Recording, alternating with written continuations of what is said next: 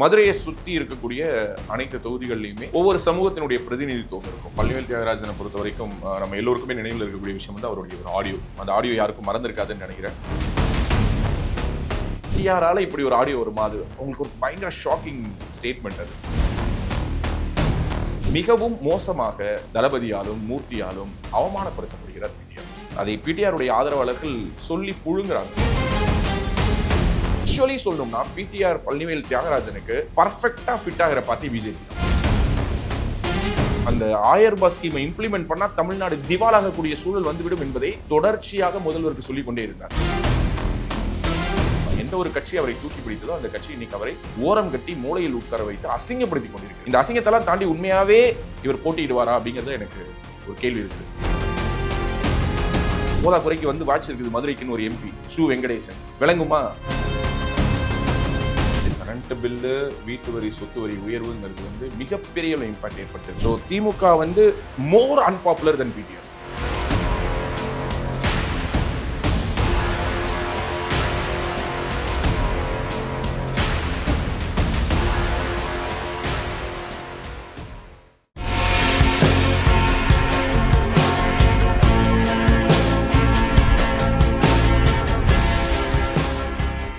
தமிழ்நாடு பாஜக மாநில தலைவர் திரு நயினார் நாகேந்திரன் முன்னெடுக்கும் தமிழகம் தலை நிமிர தமிழனின் பயணம் வரும் 16ஆம் தேதி மாலை 5 மணிக்கு மின்ட் மணிக்கூண்டில் நடக்கும் மாநில பொதுக்கூட்டத்திற்கு அனைவரும் அலைக்கடலென திரண்டு வாரீர். அட்வொகேட் வி ரமேஷ், மாவட்ட பொதுச் செயலாளர், மத்திய சென்னை மேற்கு மாவட்ட பாஜக. பேசு தமிழா பேசு நேயர்களுக்கு வணக்கம். இன்றைய எலெக்ஷன் சீரீஸ்ல மதுரை மத்தி தொகுதியினுடைய கள நிலவரம் குறித்து ராஜவேல் சாருடன் உரையாட போகிறோம். வணக்கம். வணக்கம் நடராஜ். சார், முக்கியமான ஒரு தொகுதி. ஆமா, ஒரு அமைச்சருக்கு சீட்டு கிடைக்குமா கிடைக்காதா அப்படின்னு எல்லாரும் போயிடுச்சு. ஆமா, அவரே நான் நிக்க மாட்டேன் அப்படின்னு சொல்றாரு அப்படிங்கிற மாதிரி பேச்சுக்கள் அடிபடுது. பிடிஆர் அவர்களுடைய தொகுதி, அதனுடைய கள நிலவரத்தை தான் இந்த வீடியோல நம்ம பார்க்க போறோம். சரி, பிடிஆர் அவர்களுடைய தொகுதி அப்படிங்கிறதுக்கு முன்னாடி இந்த மதுரை மத்தியினுடைய வரலாற்றை கொஞ்சம் பின்னோக்கி போய் பார்க்கலாம்னு நினைக்கிறேன். மதுரை மத்தி வந்து இந்த மதுரை மண்டலத்துக்குள்ளார, மதுரை மாவட்டத்துக்குள்ளார இருக்கக்கூடிய தொகுதிகளில் ஒரு பழைய தொகுதி, ஒரு நெடிய வரலாறு கொண்ட ஒரு தொகுதி. பார்த்திருப்பேன்னு நினைக்கிறேன். ஓகே, ஸோ இந்த மதுரை மத்தியின் தற்போதைய எம்எல்ஏவாக இருப்பவர் கடந்த 2 முறை 2016, 2021 2 தேர்தல்கள்லையுமே வந்து போட்டியிட்டு வெற்றி வாகை சூடியவர் யாருன்னு பார்த்தா பிடிஆர் பழனிவேல் தியாகராஜன் அவர்கள். ஸோ இவருடைய குடும்பம் பற்றி எல்லோருக்கும் தெரியும். இவருடைய தாத்தா பிடி ராஜன் தான் நீதி கட்சியை தோற்றுவித்த முதன்மையானவர். இவருடைய தந்தையார் திரு பழனிவேல் ராஜன் அவர்கள் வந்து பார்த்தோன்னா மிக முக்கியமான ஒரு அரசியல் ஆளுமையாக அறியப்பட்டவர். மதுரையில வந்து அவருடைய அரசியல் அவர் நடத்திய காலம் எல்லாம் வந்து மதுரையினுடைய ஒரு பொற்காலம்னு சொல்லலாம். ஒரு கட்டத்துல அழகிரியினுடைய கொடி உயர பறக்கணுங்கிறதுக்காகவே பிடிஆர் வந்து திராவிட முன்னேற்ற கழகம் கொஞ்சம் டம்மியாக்க முயற்சி பண்ணுச்சு அப்படின்லாம் நிறைய விமர்சனங்கள்லாம் இருந்தது. But he's a gentleman. அரசியலுக்கு வந்து சம்பாதிக்க வேண்டிய அவசியம் இல்லாத ஒரு குடும்ப பின்னணியை சேர்ந்தவர்கள். பூர்வீகமாகவே பல 100 கோடி சொத்துக்களுக்கு அதிபதி அவங்க. ஸோ அதனால அரசியல் மூலமாக பணம் சம்பாதிக்க வேண்டிய அவசியம் இல்லாத ஒரு குடும்பத்தினுடைய பின்னணி, ஒரு நீண்ட நெடிய திராவிட இயக்க அரசியல் வரலாறு கொண்ட குடும்பத்தினுடைய பின்னணியில் இருந்தவர். 2006ஆம் ஆண்டு தேர்தலில் வென்றதற்கு பிறகு அவர் மரணம் அடைகிறார். அதனால அங்கு இடைத்தேர்தல் வந்தது. அதற்கு பிறகு மீண்டும் ஒரு முறை திமுகவை சேர்ந்த வேட்பாளரை நின்று அங்கு வெற்றி பெற்றார். அப்போது திமுகவுக்கு எதிராக களம் கண்டவர் யாருன்னா இப்போதைய திருப்பரங்குன்றம் எம்எல்ஏவாக இருக்கக்கூடிய திரு ராஜன் செல்லப்பா தான். அப்போ அவருடைய மறைவுக்கு பிறகு நடந்த இடைத்தேர்தல் அங்க நின்னாரு. இந்த தொகுதியில மிக முக்கியமான அரசியல் ஆளுமைகள் அப்படின்னு சொல்லி பார்க்கும்போது தமிழ்நாட்டில் தற்போது தமிழ் தேசியவாதியாகவும் மிக நீண்ட நெடிய தன்னுடைய அரசியல் வரலாற்றில் காங்கிரஸ்காரராகவே அறியப்பட்டவர் பழநெடுமாறன். அவர் வந்து இந்த சட்டமன்ற தொகுதியினுடைய ரெப்ரசன்டேட்டிவா ஐ திங்க் 2 முறை தேர்வாகி இருக்கிறாருன்னு நினைக்கிறேன். ஆமா, சுயேட்சைனா அந்த தேர்தலில் வந்து காங்கிரஸ் கட்சியினுடைய வேட்பாளராக தான் அவர் நின்னாரு. அப்போ வந்து இந்திரா வந்து, அதாவது காங்கிரஸ் கே, காங்கிரஸ் ஐ, அதாவது 2 பிரிவாக, இந்திரா காங்கிரஸ் ஒரு பக்கம், தேசிய காங்கிரஸ் ஒரு பக்கம், காமராஜர் அவர்களுடைய பிரிவு ஒரு பக்கமாக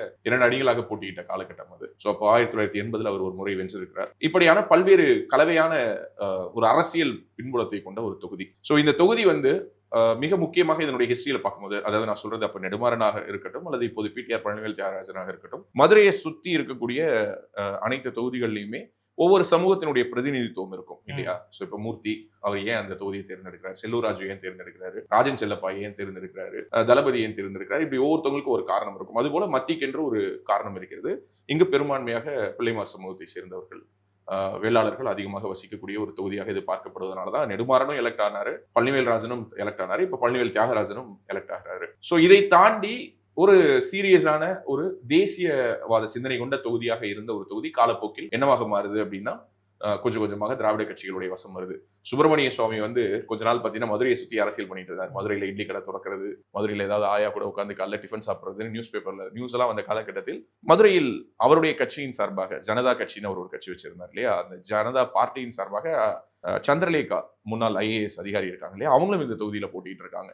இப்படிப்பட்ட ஒரு கலவையான அரசியல் பின்புலம் கொண்ட ஒரு தொகுதி. இந்த தொகுதியில சர்வேக்கு போகும்பொழுது நீங்க மக்களுடைய பல்ஸா ரீட் பண்ண விஷயம் என்ன சொல்லுங்க. ஆக்சுவலா அங்க வந்து கடைகள் நிறைய இருக்கு. ஸோ இந்த வரிகள் அப்படிங்கிறது வந்து அவங்களுக்கு ஒரு மிகப்பெரிய பாதிப்பை கொடுத்துருக்கு அப்படிங்கிறது மக்கள் சொல்றாங்க.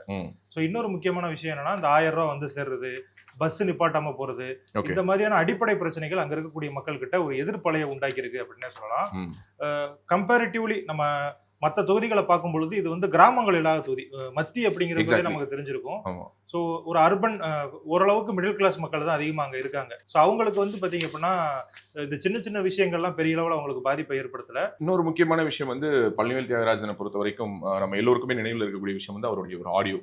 அவர் என்னதான் அது அவருடைய ஆடியோ இல்லைன்னு மறுத்தாலும் அது தொடர்பாக அவர் உண்மையாகவே ஒரு மிகப்பெரிய ஒரு தீவிரத்தன்மையோடு அதை எதிர்க்கணும்னு நினைச்சிருந்தாருன்னா அவரால் வந்து ஒரு கோர்ட்ல கேஸ் போட்டிருக்க முடியும். அவரால் வந்து அண்ணாமலையின் மேல ஒரு மானநஷ்ட வழக்கு போட்டு அல்லது சயின்டிபிக்கா அதை ப்ரூவ் பண்ணி அது அவருடைய ஆடியோ இல்லைன்னு சொல்லிருக்கலாம். அந்த ஆடியோ யாருக்கும் மறந்துருக்காதுன்னு நினைக்கிறேன். முடிஞ்சா அந்த ஆடியோ இந்த இடத்துல நம்ம பிளே கூட பண்ணலாம்.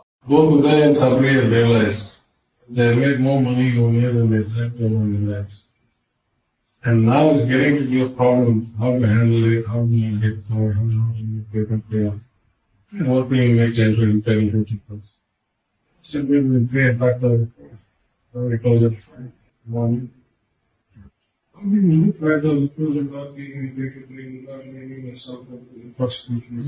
ஸோ இப்போ மக்கள் கேட்ட இந்த ஆடியோவை யாரும் மறந்திருக்கவே மாட்டாங்க. கரெக்டா? ரொம்ப முக்கியமான ஒரு ஆடியோ. கிட்டத்தட்ட 30,000 கோடியை மகனும் மருமகனும் சேர்ந்து சுருட்டிட்டாங்க அப்படின்னு சொல்லி பேசினார். எந்த மகன் எந்த மருமகன் அப்படிங்கிறது யாருக்கும் தெரியல தானே? ஆமா, தமிழ்நாட்டு மக்கள் அந்த கேள்விக்கு விடையே தெரியாமல் மண்டையை பேசிட்டு இருக்காங்க இத்தனை ஆண்டு காலமா. அதற்கு பிறகு இந்த ஆடியோவுக்கு பிறகு பிடிஆருக்கு இறங்க முகமா இருந்துச்சு. பிடிஆர் வந்து நிதித்துறை அமைச்சராக 2021 இந்த அரசு அமையும் பொழுது போர்ட்போலியோல நிதித்துறை அமைச்சராக தன்னுடைய பயணத்தை தொடங்கினாரு. ஒரு best person to be the finance minister of தமிழ்நாடுங்கிற அளவுக்கு மிக நேர்த்தியான ஒரு ஃபினான்ஸ் கொள்கைகளை கொண்டுட்டு வருவாரு, ஒரு பெரிய மறுசீரமைப்பை கொண்டுட்டு வருவாருன்னு எல்லாரும் எதிர்பார்த்தோம். இன்னும் சொல்ல போனா அவருடைய பிடிவாதத்தின் காரணமாக தான் இந்த 1000 ரூபாய் திட்டத்தை வந்து இம்ப்ளிமெண்ட் பண்ணாம தள்ளி வச்சுட்டு இருந்தாங்க.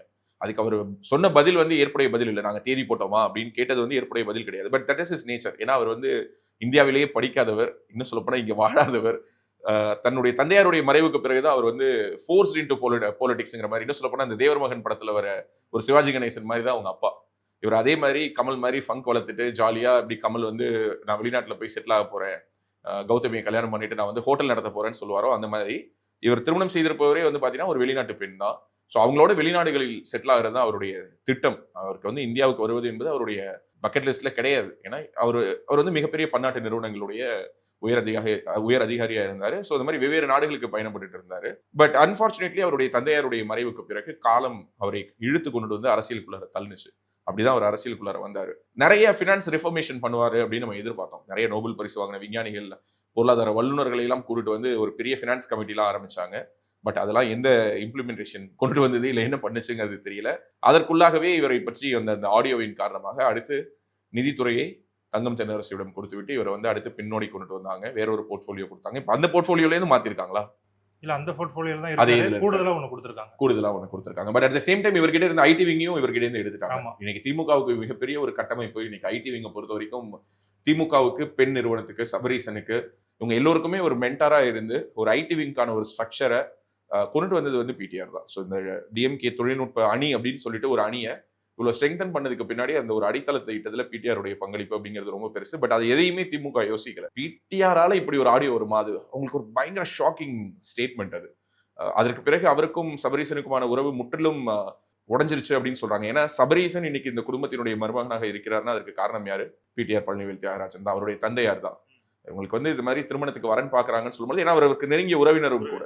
ஸோ இவருடைய நெருங்கிய உறவினர் அந்த வரனை வந்து ரெக்கமெண்டேஷன் பண்ணி இதை வந்து செய்யலாம், நம்பகமான குடும்பம் அப்படிங்கிற ஒரு இடத்தை நோக்கி நகர்த்தியதில் இவருடைய குடும்பத்துக்கு என்று ஒரு மிகப்பெரிய ஒரு பங்களிப்பு உண்டு. இன்னைக்கு மாப்பிள்ளை அப்படிங்கிற ஒரு கேரக்டர் உருவாக்கி இருக்கிறாருன்னா அதுக்கு காரணத்துல பிடிஆருக்கும் ஒரு பங்களிப்பு உண்டுங்கிறதுனால, இன்னும் சொல்ல போனா மிக முக்கியமான காரணமே இவருடைய குடும்பம் தான். இந்த மாதிரி பல காரணங்களின் அடிப்படையில மேபி மன வருத்தங்கள் பேசி தீர்க்கப்பட்டிருக்கலாம். ஆனால் பொதுவெளியில் பார்க்கும் பொழுது மிகவும் மோசமாக தளபதியாலும் மூர்த்தியாலும் அவமானப்படுத்தப்படுகிறார் பிடிஆர்.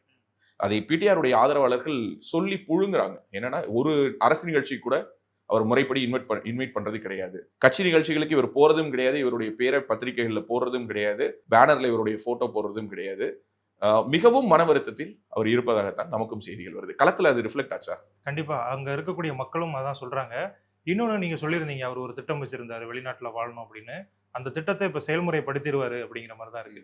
இந்த தேர்தலுக்கு அவரே வாலண்டியரா நான் நிக்கல அப்படிங்கிற மாதிரி சொல்றதாகவும் நிறைய தகவல்கள் நம்ம நிறைய இன்டர்வியூ எடுக்கும் பொழுது அரசியல் விமர்சகர்கள்லாம் சொல்றாங்க. ஸோ இந்த தேர்தலில் இந்த தொகுதி காங்கிரஸுக்கு ஒதுக்க இருக்கிறதா நிறைய பேர் காங்கிரஸும் கேட்குறாங்க. ஏன்னா தென் மாவட்டங்களில் போன எலெக்ஷனில் 11 தொகுதியில் நின்று 9 தொகுதியில் அவங்க ஜெயிச்சிட்டாங்க. ஸோ தென் மாவட்டங்கள் அவங்களுக்கு ஓரளவுக்கு சாதகமாக இருக்கிறதுனால அங்கே அவங்க நிற்கிறதுக்கான வாய்ப்புகள் அதிகமாக இருக்குன்னு சொல்லப்படுது. மக்களுமே அதை சொல்கிறாங்க, பிடிஆர் இந்த தடவை ஜெயிக்கிறதுக்கு வாய்ப்பு இல்லைங்க. ஏன்னா பிடிஆர் தான் காசு கொடுக்காம ஜெயிச்சவர். ஆமா, இதை பிடிஆர் சொல்லல, சீமானே சொல்றாரு. ஆமா, தமிழ்நாட்டிலேயே ஒரே ஒருத்தர் காசு கொடுக்காம ஜெயிச்சாருன்னா அது யார் தங்கச்சி? எங்க அண்ணன் பிடிஆர். அவரை தவிர வேற யாராவது காசு கொடுக்காம ஜெயிச்சாங்கன்னு சொல்லு தங்கச்சி அப்படின்னு சொல்லி அண்ணன் கேட்கிற அந்த வீடியோ பயங்கர வைரல். அதான் என்னன்னா, என்னை பொறுத்த வரைக்கும் இதை நிறைய பேர் பிடிஆருக்கு ஏன் இவ்வளவு சப்போர்ட் பண்ணணும் அப்படின்லாம் கூட நினைக்கலாம். He is a good politician. Okay, good politician கூட சொல்ல மாட்டேன், ஒரு நல்ல மனிதர். ஓகே, ஒரு அரசியல்வாதியாக அவர் வெற்றி பெற்றாரா தோற்றாராங்கிறது எனக்கு தெரியாது. மனசுல இருக்கிறத ஓப்பனா பேசக்கூடியவர். ஆமா, நாங்க கடவுள் மறுப்புலாம் கிடையாது, நாங்க நேரம் பார்த்து தான் நாங்க வேட்புமனுவே தாக்கல் பண்ணுவோம். நாங்க நெத்தியில வச்சிருக்கிறது மீனாட்சி அம்மன் கோவில் குங்குமம். ஏன்னா அவங்க அப்பாவுடைய நெற்றியில எப்போதும் ஒரு திருநீர் இருக்கும், ஒரு குங்குமம் போட்டு இருக்கும். அது இல்லாம நீ அவருடைய அப்பாவை நீ பார்க்கவே முடியாது, திரு பழனிவேல்ராஜன் அவர்களை பார்க்கவே முடியாது. ஸோ அது அவங்களுடைய ட்ரெடிஷன். இவங்களுடைய தாத்தா பார்த்தீங்கன்னா கடவுள் மறுப்பாளராக இருந்திருக்கிறார். பிடி ராஜன் கடவுள் மறுப்பாளராக இருந்திருக்கிறார். But at the same time கோவில்களுக்கு நிறைய செய்திருக்கிறாங்க. குறிப்பா சபரிமலைக்கு. எக்ஸாக்ட்லி, சபரிமலையினுடைய கோவில் இப்போதைக்கு இருக்கக்கூடிய அந்த மூலஸ்தானத்தை ஒரு மிகப்பெரிய ஒரு தீ விபத்துக்கு பிறகு அதை மறுபடியும் கட்டி எழுப்பியதுல இவங்களுடைய குடும்பத்துக்கு என்று ஒரு மிகப்பெரிய பங்களிப்பு உண்டு. ஸோ இந்த மாதிரியான லெகசி அப்படிங்கிற ஒரு விஷயம் இருக்குல்ல, அதை அவர் நிறைய பேசிட்டாரோ, பொதுமக்களுக்கு அதுவே ஒரு அவர்ஷனா, ஜென்ரல் ஆடியன்ஸ் இருக்காங்கல்ல.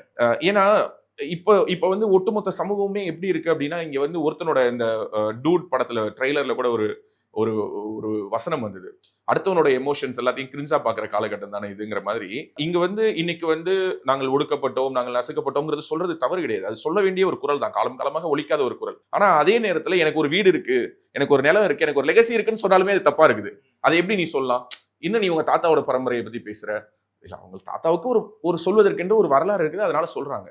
இல்ல எங்க தாத்தாவோட வரலாறு அவர் பிடுங்கிக்கிட்டாரு அப்படின்னா, டேய் அவங்க தாத்தாவோட வரலாறு வேற, உங்க தாத்தாவுடைய வரலாறு பிடுங்கப்பட்டதற்கான நியாயத்தை பேசுவோம். ஆனா அவங்க தாத்தா உங்க தாத்தாவுடைய வரலாறை திருடல, அதற்கிடையில வேற யாரோ அதை செய்திருக்கிறாங்க. நான் சொல்ல வரது இது ஒரு உதாரணம், நான் சொல்றது பிடிஆர் மட்டும் இல்ல.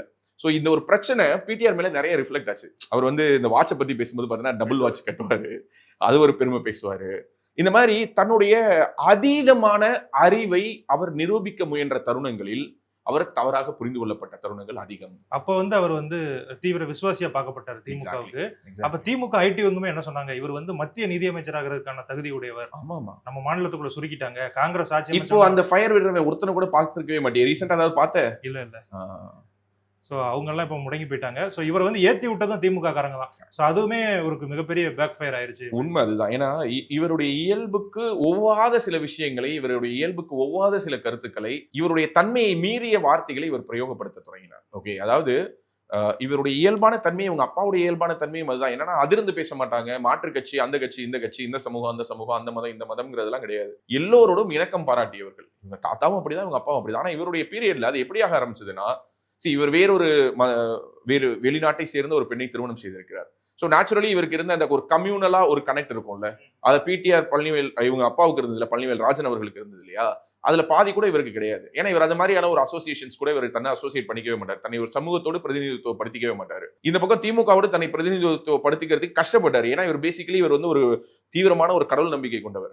ஆனா இந்த பக்கம் இவங்க கோவில்களுக்கு எதிராக, மதத்துக்கு எதிராக பேசக்கூடிய ஒரு பெரும் கூட்டம் திமுகக்குள்ளார இருக்குது. தேர்தல் நேரத்தில் மட்டும் எங்களுக்கு கட்சியில 90% இந்துக்கள்ன்றவாங்க. இப்படிப்பட்ட கூட்டத்துக்கு இவர் முட்டு கொடுக்கணும். இதெல்லாம் இவருக்கு தேவையில்லாத பிரஷர் தானே. ஆக்சுவலி சொல்லணும்னா பிடிஆர் பழனிவேல் தியாகராஜனுக்கு பர்ஃபெக்டா ஃபிட் ஆகிற பார்ட்டி பிஜேபி தான். ஓகே,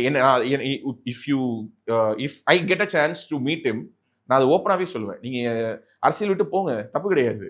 ஆனா உங்களுக்கு சரியான பார்ட்டி பிஜேபி தான், நீங்க பிஜேபியில் இருக்க வேண்டிய நபர் அப்படின்னு நான் பிடிஆர் பழனிவேல் தியாகராஜனை பார்க்கும் ஒரு நாள் நான் சொல்லுவேன். அதுக்கு ஒரு கோவம் கூட பண்ணலாம்.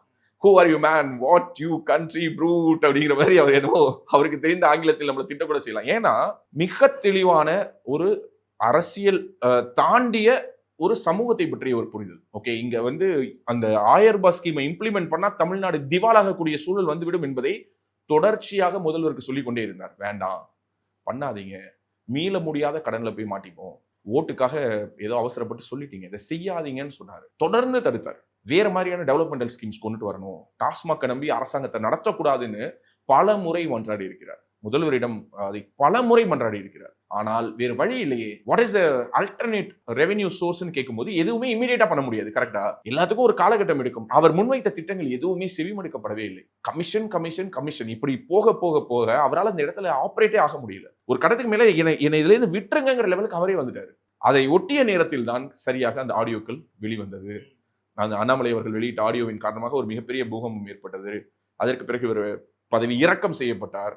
கட்சியிலே இன்னைக்கு டம்மியா உட்கார வைக்கப்பட்டிருக்கிறார். ஸோ ஓவராலா அவருடைய செயல்பாடு எப்படி இருக்குது என்ற கேள்விக்கு மதுரை மத்திய தொகுதி மக்கள் சொல்லியிருக்கக்கூடியது என்னன்னா, பழனிவேல் தியாகராஜன் அவரை தான் டம்மி ஆக்கிட்டாங்களே. அவர் உண்மையே பேசினாரு, அதெல்லாம் டம்மி ஆக்கிட்டாங்க. ஒண்ணுமே இல்லை, செயல்பாடுலாம் கிடையாது. முக்கியமாக பார்த்தீங்கன்னா 76 வார்டில் வந்து 76 வார்டு தான் அவர் ஜெயிக்க வச்சது. அந்த வார்டிலே வந்து இப்போ அவர் வந்து சாக்கடை போடுது, தண்ணி பிரச்சனை இருக்கு, குழாய் பிரச்சனை இருக்கு, கரண்ட் பிரச்சனை இருக்கு. எதுவும் அவர் செய்யலை, வைக்கல. அவரோட ஆக்டிவேஷன் சரியில்லை. இருந்த அளவுக்கு இந்த வட்டம் இல்லை. செயல்பாடு ஓட்டு போடுறது ஒன்றும் செய்யவே இல்லை. சிறப்பு என்று 35%, சுமார் என்று 36%, சரியில்லை என்று 29% சொல்லியிருக்காங்க. இந்த சிறப்புங்கிறது ஆக்சுவலி இருக்கு பார்த்தீங்கன்னா 50% மேல ரிஃப்ளெக்ட் ஆயிருக்கணும். அது ஏன் ஆகலை அப்படின்னா அவரை பற்றி உருவாக்கப்பட்ட இந்த ஒரு பிம்பம். ஓகே, கடந்த தேர்தலில் அவருக்கு வாக்கு செலுத்தும் பொழுது மக்கள் சந்தோஷமா வாக்கு செலுத்துறாங்க. போன தேர்தலில் 2016 விட 2021 அதிக வாக்கு வாங்கல. ஓகே, வெற்றி வித்தியாசமே கிட்டத்தட்ட 30,000-40,000 ஓட் லீட்ல ஜெயிச்சிருக்கிறாரு. 2016ல 5000 வாக்குகள். ஆமா. சோ அப்படி இருக்கும் பொழுது இப்படி வென்ற ஒரு வேட்பாளர் தமிழகம் முழுக்க ஒரு மிக முக்கியமான ஒரு அறிவுசார் ஆளுமையாக பார்க்கப்பட்ட ஒருவர் இன்று அனைத்து விதமான இமேஜையும் இழந்துட்டு நிற்கிறாருன்னா அதுக்கு முழுக்க முழுக்க காரணம் திமுக தான். எந்த ஒரு கட்சி அவரை தூக்கி பிடித்ததோ அந்த கட்சி இன்னைக்கு அவரை ஓரம் கட்டி மூலையில் உட்கார வைத்து அசிங்கப்படுத்தி கொண்டிருக்கிறது. இந்த அசிங்கத்தெல்லாம் தாண்டி உண்மையாவே இவர் போட்டியிடுவாரா அப்படிங்கிறது எனக்கு ஒரு கேள்வி இருக்குது. இவருடைய தந்தையார் இப்படிப்பட்ட ஒரு சூழலில் இருந்தால் போட்டியிட மாட்டார். நான் ஓப்பனா சொல்றேன். இவங்க அப்பா மட்டும் இந்த மாதிரி ஒதுக்கப்பட்டிருந்தாருன்னா அரசியலை விட்டே போயிருப்பார். இவருடைய கால சூழல் வேற வழி இல்லாம பல்ல கடிச்சிட்டு பழனிவேல் தியாகராஜன் இருக்கிறாரு. உண்மையாகவே இவருக்கு அரசியலில் இருக்க வேண்டிய அவசியம் இருக்கானா? இல்ல. நான் வந்து ஒரு என்ன சொல்றது, இன்னும் சொல்ல போனா பிடிஆர் மேல இருக்கக்கூடிய கன்சர்ன்ல ஒரு பிடிஆர் உடைய ஒரு ரசிகனாக கூட சொல்லுவேன், தயவு செஞ்சு இவர் திமுக நிக்க கூடாது. திமுக விட்டு பிடிஆர் வெளியே வர வேண்டும். இவ்வளவு அசிங்கப்படுத்திட்டு இருக்காங்க. அங்க உங்களால கட்சி செயல்பாடுகளையும் பார்க்க முடியல, அரசுலையும் உங்களுக்கு அவ்வளவு நெருக்கடிகள் கொடுத்துட்டு இருக்காங்க. எதற்காக இன்னும் திமுகவில் ஒட்டி கொண்டிருக்க வேண்டும்? மூர்த்தி ஒட்டிட்டு இருக்கிறாருன்னா பத்திரப்பதிவுத்துறை அமைச்சர், அதனால ஒட்டிட்டு இருக்காரு. கரெக்டா? நீங்க எதுக்கு ஒட்டிட்டு இருக்கீங்க? உங்களுக்கு என்ன அவசியம் இருக்கு அப்படிங்கிற ஒரு கேள்வியை பிடிஆருக்கு நானும் முன்வைக்கிறேன். ஐ திங்க் மக்களும் அதுதான் முன்வைப்பாங்கன்னு நான் நினைக்கிறேன். கரெக்டா?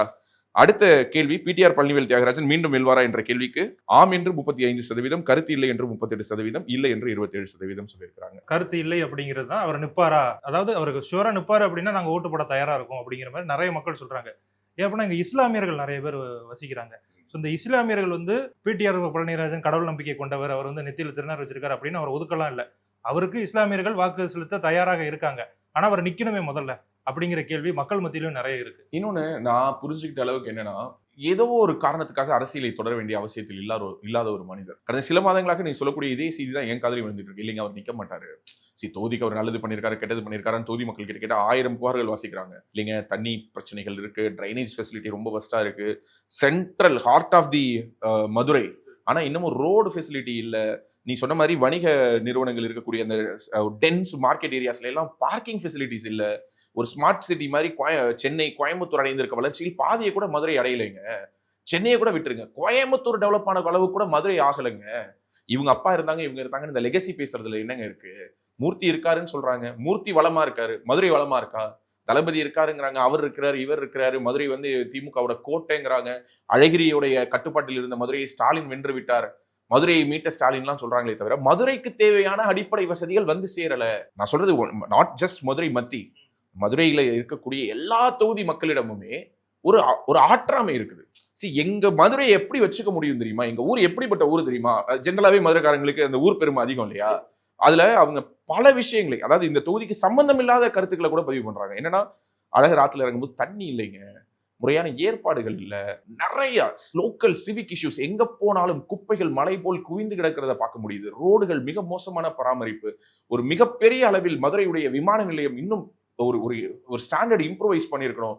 மதுரையுடைய ஜங்ஷன்ங்கிறது இன்னைக்கு ஒரு மிக முக்கியமான ஜங்ஷன். தென் மாவட்டங்கள் செல்லக்கூடிய அனைத்து ரயில்களும் தொட்டு செல்லக்கூடிய ஒரு இடமாக இருந்தாலும் கூட மற்ற மாநிலங்களில் வந்திருக்கக்கூடிய வசதிகளை இங்க பெற்று தந்திருக்கணும். மதுரையிலேருந்து எலக்ட் ஆன எம்பி அதை பண்ணியிருக்கணும். அவரும் பண்ணல, யாருமே செய்யல. போதா குறைக்கு வந்து வாச்சிருக்குது மதுரைக்குன்னு ஒரு எம்பி சு வெங்கடேசன், விளங்குமா?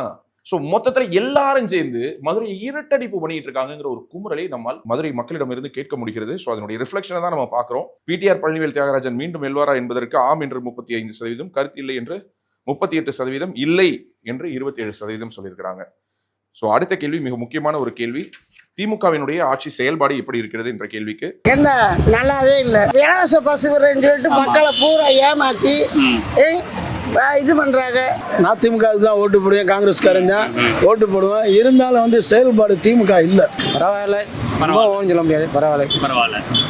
சிறப்பா இல்லை. வரிகிரி எல்லாம் வீட்டு வரி எல்லாம் ஏத்திட்டாங்க. இல்ல திமுக ஆட்சி சரியில்லை. பஸ் ஃப்ரீயா விட்டுருக்காரு பெண்களுக்கு, அப்புறம் 1000 ரூபாய் பணம் கொடுக்குறாரு. சரியில்லை என்று 43%, பரவாயில்லை என்று 31%, சிறப்பு என்று 26% சொல்லியிருக்காங்க. ஸோ திமுக வந்து மோர் அன்பாப்புலர் தென் பிடிஆர். பிடிஆருக்காவது 35% ஓகே, ஆனா இங்க திமுக ஆட்சி வந்து 31% தான் ஓகே, சிறப்புங்கிறது 26% தான். ஸோ பிடிஆரை விட திமுகவின் மேல் மக்களுக்கு கோபம் இருக்கு. அதுக்கு நம்ம முன்னாடி சொன்ன காரணங்கள் தான். வரி அப்படிங்கிறது வந்து நம்ம மதுரையை மட்டும் சொல்ல முடியாது, ஒட்டுமொத்த தமிழகத்திலையுமே எடப்பாடி பழனிசாமி அவர்களும் அதை தான் சுட்டி காட்டுறாரு. பாருங்க, வணிக வரி எடுத்துட்டாங்க, அதே மாதிரி கரண்ட் பில் அதிகப்படுத்திட்டாங்க. இப்போ நான் 3000 ரூபா கட்டினேன்னா இப்போ வந்து நான் 6000 ரூபா கட்டுறேன், அதுக்கு மேல கட்டிக்கிட்டு இருக்கேன். இது வந்து நம்ம கரண்ட் பில் தானே 2 மாசத்துக்கு ஒருக்க தானே கட்டுறோம் அப்படிங்கிறதுலாம் நம்ம நினைச்சுக்கிட்டு இருப்போம். ஆனா கிராம மக்கள்கிட்ட அது வந்து ஒரு மிகப்பெரிய குறையா பார்க்கப்படுது. அவங்களுக்கு வந்து இந்த அஜித்குமார் கொலை வழக்கோ, அண்ணா பல்கலைக்கழக வழக்கோ அவங்களுக்குலாம் பெருசா தெரியல. ஆனா கரண்ட் பில்லு, வீட்டு வரி, இந்த மாதிரியான சின்ன சின்ன விஷயங்கள் எல்லாமே அவங்க மனசுல மிகப்பெரிய பாதிப்பு ஏற்படுத்தி. கரண்ட் பில்லு, வீட்டு வரி, சொத்து வரி உயர்வுங்கிறது வந்து மிகப்பெரிய இம்பாக்ட் ஏற்படுத்தியிருக்கு. அதே மாதிரி இங்க நிறைய இடங்கள்ல இந்த 1000 ரூபாய் பிரச்சனையும் நம்மளால பார்க்க முடியுது. அந்த 1000 ரூபாய் பிரச்சனை, இன்னும் சொல்லப்போனா நம்ம மறந்து போன வாக்குறுதிகள் எல்லாம் ஞாபகம் வச்சுட்டு இருக்காங்க.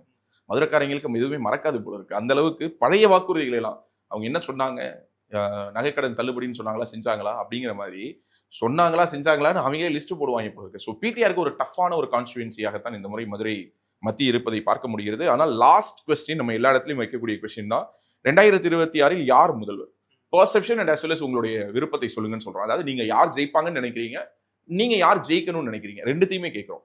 உங்களுக்கு உங்களுடைய மைண்ட்ல, ஏன்னா இங்க இருக்கக்கூடிய மீடியா ஊடகங்கள், இங்க இருக்கக்கூடிய செய்தித்தாள், நான் சொல்றது எல்லா வகையிலான ஊடகங்களும், செய்தித்தாள்களா இருக்கட்டும், இணைய இதழ்களா இருக்கட்டும், அல்லது யூடியூப் சேனல்ஸா இருக்கட்டும், டெலிவிஷன்ஸா இருக்கட்டும், இவங்க எல்லோரும் சேர்ந்து ஒரு நரேட்டிவ் பில்டு பண்றாங்க. டிஎம்கே இஸ் மோர் ஸ்ட்ராங் அப்படின்னு சொல்லிட்டு, whether it is reflecting on ground R not அப்படிங்கிறது ஒரு மிக முக்கியமான கேள்வி. அது மீண்டும் மதுரை மத்தியிலும் பிரதிபலிப்பதை நம்மால் பார்க்க முடிகிறது. ஸ்டாலின் தான் முதல்வர் ஆவார். எடப்பாடி பழனிசாமி ஐயா வருவாரு. மேக்ஸிமம் என்ன பொறுத்த வரைக்கும் டிஎம்கே, ஸ்டாலின் அதான் எடப்பாடி.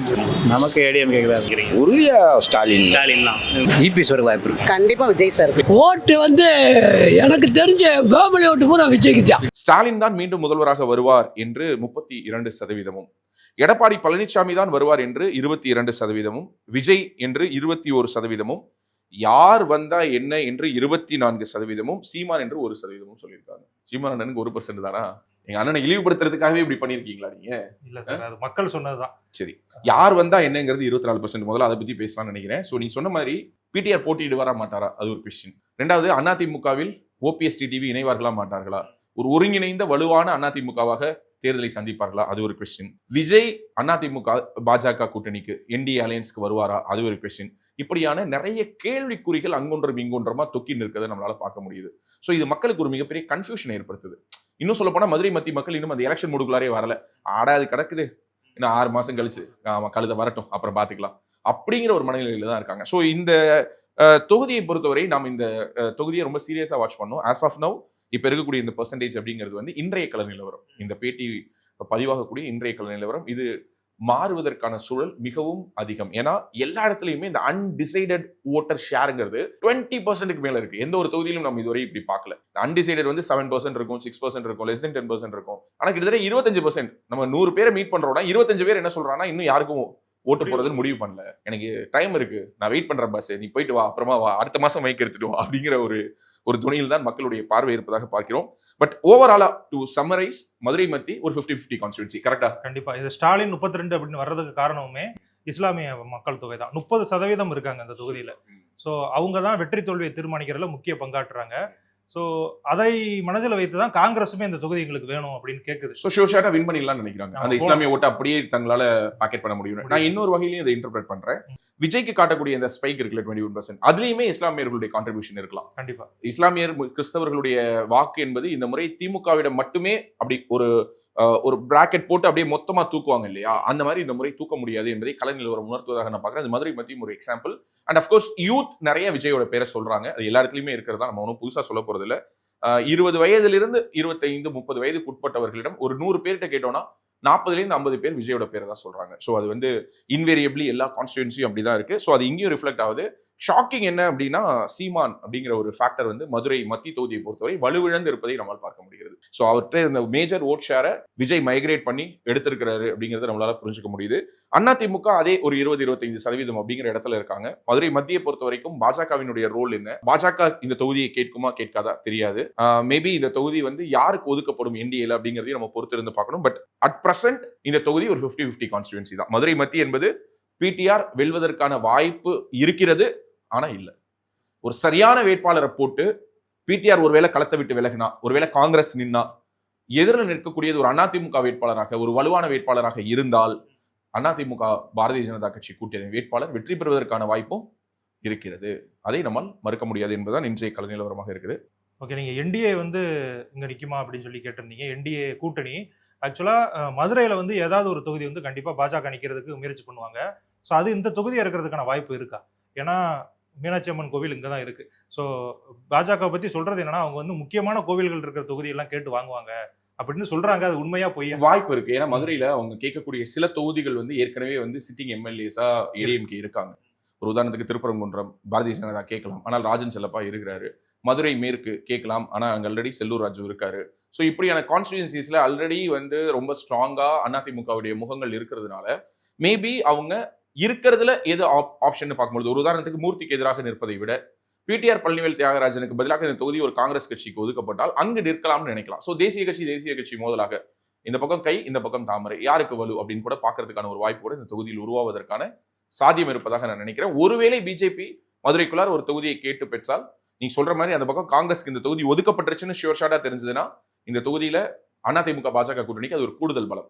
நீ சொன்ன மாதிரி என்னதான் மைனாரிட்டி ஓட்ஸ் வந்து அப்படியே பாக்கெட் ஆகும்னு வச்சுக்கிட்டா கூட அதை மீறியும் கூட இது வந்து ஒரு காங்கிரஸ்க்கு ஒதுக்குறதுங்கிறது இவங்களுக்கு ஒரு பாசிட்டிவ். உதயசூரியனை விட காங்கிரஸ் எதிர்த்து நிற்கிறது அவங்களுக்கு ஒரு ஈஸின்னு நினைப்பாங்க. பிடிஆரை விட வேறு யாரோ ஒரு எதிர்த்து நிற்பது ஈஸின்னு நினைப்பாங்க. அது ஒரு பிராண்ட் வேல்யூன்னு ஒன்று இருக்குல்ல, அதை லூஸ் பண்ணி காங்கிரஸ்க்கு கொடுத்தாங்கன்னா ஈஸியா இங்கு என்டிஏ அலையன்ஸ் வின் பண்றதுக்கான வாய்ப்பு அதிகம். கண்டிப்பா பாஜக கேட்டு பெறுமா அப்படிங்கிறதுல இப்போதைக்கு எனக்கு எந்த விதமான கருத்தும் இல்லை. கேட்கலாம், பெறலாம். பிடிஆர் நிற்கப் போகிறாரா இல்லையா என்பதை பொறுத்துதான் இந்த தொகுதியினுடைய வெற்றி தோல்விகள் மாறும். அவர் நின்றாலுமே வெற்றி என்பது இந்த முறை போன முறை போல் எளிதாக இருக்காது. அதே மாதிரி மூர்த்தி அவர்கள் சொல்லியிருந்தாரு, நான் 10 தொகுதியிலையும் வெற்றி பெற்று உங்க காலில் சமர்ப்பிக்கிறேன் அப்படின்னு. ஒருவேளை பிடிஆர் அவர்கள் நின்னாருன்னா அதை 9ஆ மாத்திக்கிடுவாரு அப்படின்னு நினைச்சிருக்கேன். இல்லை, பிடிஆர் ஜெயிக்க வச்சு மூர்த்தி ஜெனரஸா பிஹேவ் பண்ணுவாருங்கிறதுல எனக்கு நம்பிக்கை கிடையாது. ஏன்னா மூர்த்தி அவர்கள் பல நிகழ்வுகள்ல பிடிஆரை நேரடியாகவும் மறைமுகமாகவும் இழிவுபடுத்தி கொண்டிருக்கிறார். அது பிடிஆருக்கு தெரியும். பல விஷயங்களை நம்ம பேசணும் அப்படின்னா அது வந்து பல பேருடைய மன வருத்தத்தை அதிகரிக்கும்ங்கிறதுனால சில விஷயங்களை கடந்து போறேன். தன்னுடைய வாழ்நாளில், இன்னும் சொல்லப்போனா தன்னுடைய பரம்பரையிலேயே அவருடைய தாத்தா அப்பா காலத்திலிருந்து இப்போது பிடிஆர் காலம் வரை எந்த ஒரு நபரையும் இப்படி திராவிட முன்னேற்ற கழகம் அசிங்கப்படுத்தினதே கிடையாது. இவ்வளவு அசிங்கத்தையும் தாங்கிட்டு பிடிஆர் அங்க நிக்கணுமா அப்படிங்கிற முடிவை நான் பிடிஆருக்கே விட்டுறேன். இந்த திவாலிய ஃபேமஸ் ஸ்டார் டூரிசமோட துபாயில கோலாகலமா கொண்டாடுங்க. திவாலி ஆஃபர் வெறும் 24,999 மட்டுமே. இப்பவே ஃபேமஸ் ஸ்டார் டூரிசம் கான்டாக்ட் பண்ணி உங்க சீட்ஸை புக் பண்ணுங்க. இந்த தீபாவளிய ஆலடிப்பட்டியான் ஸ்வீட்ஸோட தித்திக்கும் தீபாவளியா தாம் கொண்டாடுங்க.